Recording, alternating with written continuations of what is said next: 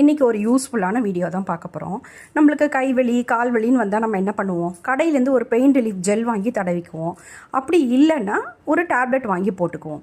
அதுக்கு பதிலாக நம்ம ஒரு பெயின் ரிலீஃப் லிக்விட் நம்ம வீட்டிலேயே இன்றைக்கி பண்ண போகிறோம். அதுக்கு நாட்டு மருந்து கடையிலேருந்து ஓம உப்பு, புதினா உப்பு, பச்சை கற்பூரம் இது 3 வாங்கிக்கோங்க. இது 3மே 10 கிராம் நான் வாங்கிக்கிட்டு இருக்கேன். இது டப்பாவே கிடச்சிது. இல்லைன்னா நீங்கள் 10 கிராமோ 20 கிராமோ நம்ம எவ்வளோ வேணாலும் வாங்கிக்கலாம், நம்மளுக்கு தேவையான அளவுக்கு.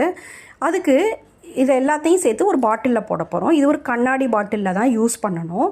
என்கிட்ட சின்ன பாட்டிலாக இல்லை, இது இன்ஸ்டன்ட் காஃபி பொடி தீர்ந்து போன பாட்டில், அந்த பாட்டில் தான் யூஸ் பண்ணிக்கிறேன். இந்த 3ஐயுமே அதில் போட்டுக்கோங்க. புதினா உப்பு, ஓம உப்பு, பச்சை கற்பூரம் 3ஐயுமே அந்த பாட்டிலில் போட்டுக்கோங்க. ஒன்றாவே சேர்த்து போட்டுக்கோங்க. போட்டுட்டு நம்ம அந்த பாட்டிலை மூடிட்டு குளுக்க போகிறோங்க. இதை 3ஐயும் சேர்த்து நல்லா ஒரு 10 நிமிஷம் குளிக்கிட்டிங்கன்னா இது என்னவா மாறிடும்னா அப்படியே லிக்விடாக மாறிடும். இந்த 3 உப்பும் சேர்ந்துச்சுன்னா லிக்விடாக மாறிடும். இது அவ்வளோ வாசனையாகவும் இருக்கும், ரொம்ப எஃபெக்டிவாக இருக்குங்க.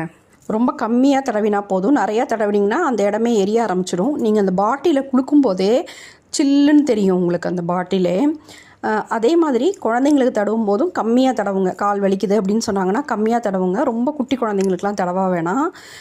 ரொம்ப நல்லாயிருக்கும். நீங்கள் யூஸ் பண்ணி பார்த்தீங்கன்னா தெரியும். நான் யூஸ் பண்ணி பார்த்ததுனால தான் சொல்கிறேன். இது எங்கள் அக்கா தான் சொன்னாங்க. அவங்க சொன்ன அப்புறம் தான் நானும் செஞ்சு பார்த்தேன்.